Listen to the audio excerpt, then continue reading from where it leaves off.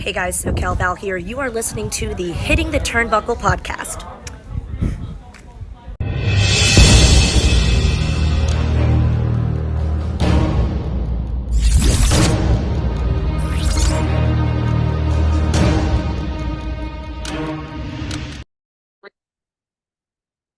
Happy Saturday, everyone. Welcome to the Hitting the Turnbuckle podcast. It is Survivor Series Saturday. I'm your host, Adam Cousins, and we are literally hours away from Survivor Series. Smackdown hasn't long finished. It was their go home. They were on FS1 from Chicago. Yes, there was CM Punk chance, but do not fear. He will not be returning tonight. You heard it here. You've heard it everywhere. If you believe he's still returning, get your fucking heads tested. It's not happening. Anyway, let's move on to SmackDown. SmackDown started off with the women, Team Bianca and Team Bayley, having a segment in the ring.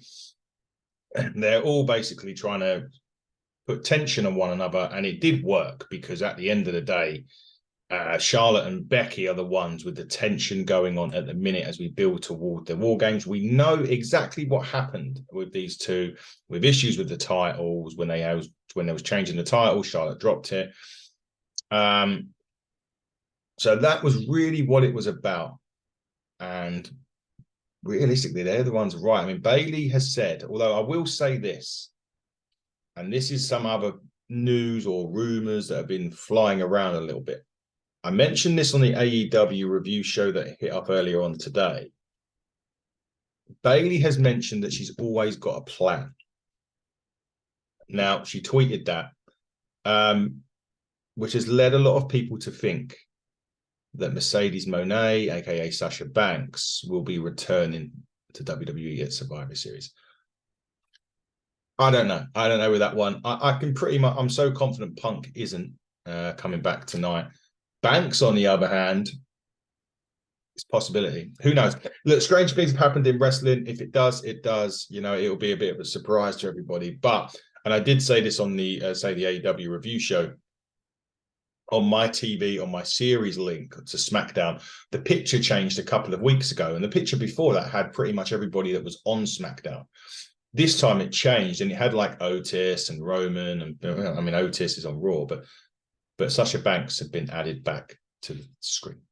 Make of that what you will, guys. But the first match on the show was really, really good. It was Finn Balor, Damian Priest of Judgment Day with Rhea Ripley against the Street Profits with Bobby Lashley for the Undisputed Tag Team Championships. This was a really, really good tag team match. These two teams are fantastic in the ring.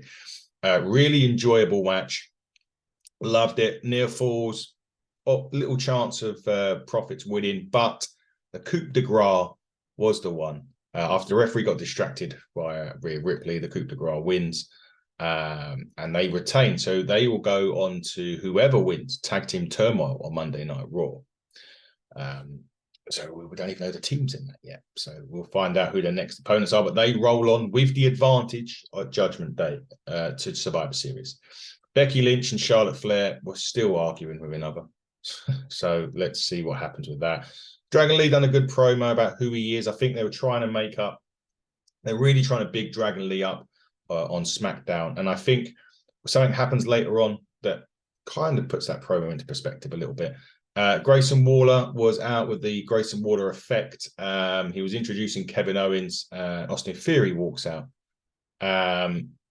But Kevin Owens come back and didn't come alone. He brought the megastar LA Knight with him. And them two, they basically just run them down. They teed off on them as well. And it sets up the tag team match, which was next. LA Knight, Kevin Owens, Grayson Waller, Austin Theory. LA Knight and Owens pick up the win with that. I think this is a case of WWE having four guys they just don't know what the hell to do with. LA Knight just coming off the loss to Roman at Crown Jewel. Not getting a rematch from what we're told at the Royal Rumble. Roman's match, apparently it's been locked backstage, but it's not obviously been announced. But it won't be against the megastar. So where do we go from here? Logan Paul hasn't been seen since he won the United States Championship. So SmackDown currently has the women's title, and the women's tag title is going to be defended anywhere.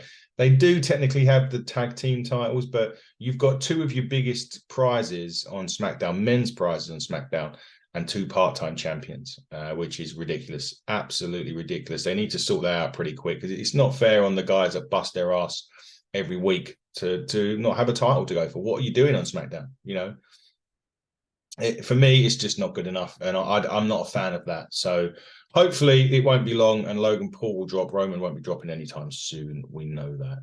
Another bit about Bianca, Charlotte, and Becky were backstage. Really women's heavy focused ahead of Judgment Day, ahead of Survivor Series War Games, which is good.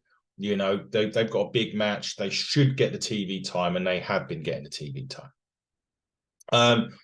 Carlito and Santos had a meeting in the ring. This led to Carlito attacking Santos Escobar, injuring his shoulder.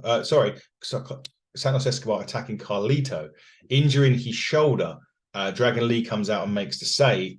But later on in SmackDown, it was revealed that Carlito isn't medically cleared for Survivor Series. So Dragon Lee will take Carlito's place against Santos Escobar at Survivor Series. Kind of gives you the inkling of that promo earlier on in the show. Seems as if Dragon Lee is siding with Rey Mysterio going forward. So when he comes back, we will see how that goes. Now, this is the interesting Pretty Deadly Brawling Brutes tag match. Ridge Holland walks away from Butch and effectively leaves the Brawling Brutes. He left Butch on his own. Pretty Deadly pick up the victory. But now Ridge Holland is... what do they do with him? That's the thing. What do they do with Ridge Holland now? He's left the Brutes. Does Butch go Pete Dunne? Does Butch go back to Pete Dunne? When the Sheamus come back, is he going to be the glue that molds this together? Or now, is that the Brawling Brutes done for good? Don't think we're going to have too long to find that out, to be quite honest with you, but we'll wait and see. There was a Judgment Day promo, really just ahead of War Games. Nothing really much on there, other than the fact that Judgment Day was going to win. The last match on SmackDown, I think, yes, was Charlotte Flair and Becky Lynch versus and Shotzi versus Bianca and Asuka. They were Damage Control. I'm sorry, Shotzi and Bianca was with Charlotte and Becky, and I think this was for War Games advantage. Once again, a lot of indecision with Charlotte and Becky cost them the match. As Bayley shoves, in the end, Bayley shoved Becky into Charlotte and rolls her up for the win to give Bayley's team War Games advantage. They teased a lot of dissension between Charlotte and Becky going in, and that's probably going to fill the basis of that particular match at War Games. But we are very close to War Games. So, number one, no CM Punk. Unless it's a massive, biggest kept secret in wrestling, do not expect to see CM Punk at War Games.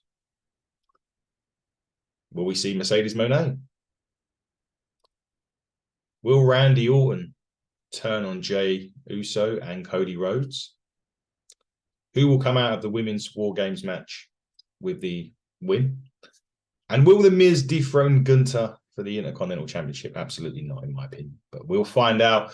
We'll be reviewing that tomorrow. We're back tomorrow with the Survivor Series review. We'll be back with Collision as well. Myself and Dave are back tomorrow with Collision. Monday, we speak to NWA referee Jared Fritz. Guys, enjoy your weekend. Keep looking on our social page at HTT Buckle. Search Hitting the Turnbuckle podcast across all social platforms. We are there. And we will be back tomorrow with our Survivor Series review. Until tomorrow, everybody, buckle down and stay safe.